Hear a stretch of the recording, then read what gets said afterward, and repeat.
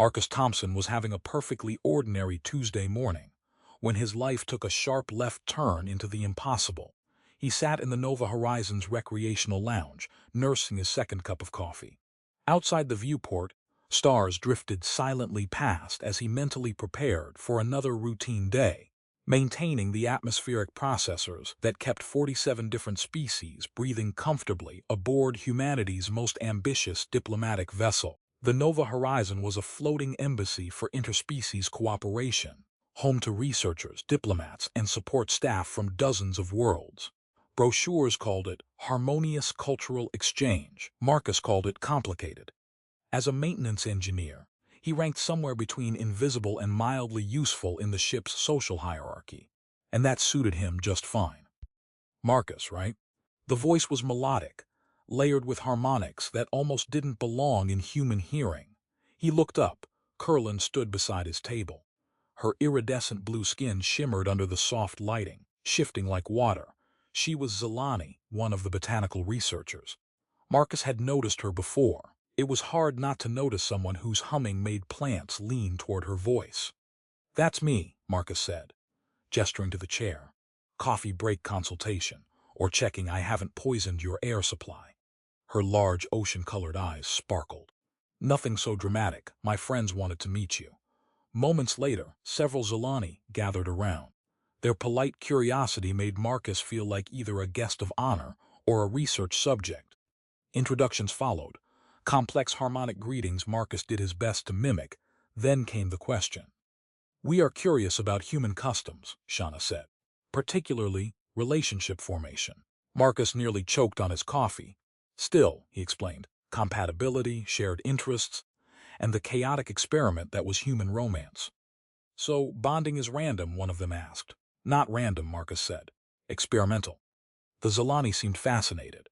"How wonderfully chaotic," Curlin murmured. The conversation flowed easily after that. Music, biology, culture. Marcus relaxed, until Curlin turned to her friends, gestured at him, and, in clear formal Zelani, said, "This is my husband." Silence. Total silence. The lounge froze. Conversations died mid-sentence. Even the background music seemed to hesitate. Marcus's coffee cup slipped from his fingers. "I'm sorry," he said weakly. "Did she just—" "Yes," one Zelani replied in awe. "She just claimed you as her life bond partner." Informal ceremonial speech. Marcus turned to Curlin. She smiled. "Curlin," he said carefully, "I think there's been a translation error."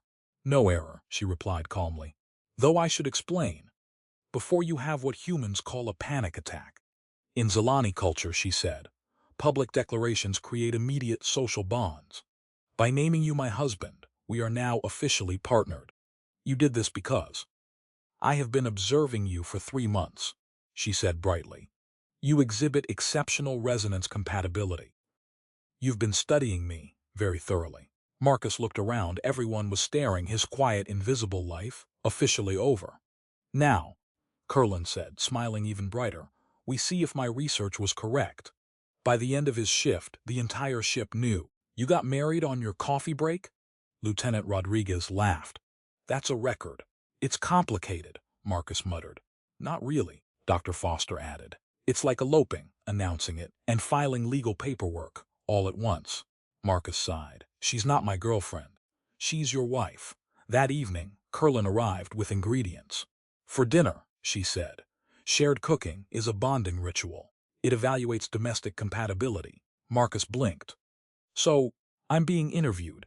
"You're already hired," Rodriguez said. They cooked, they talked, they connected. And for the first time, Marcus realized this wasn't just an accident. Their accidental marriage had become normal, almost. "Until the Zelani cultural delegation is arriving," Dr. Foster announced. "Why?" Marcus asked. "To evaluate your marriage." "Of course they are." Curlin's grandmother, Matriarch Theandra, arrived, ancient, powerful, unimpressed.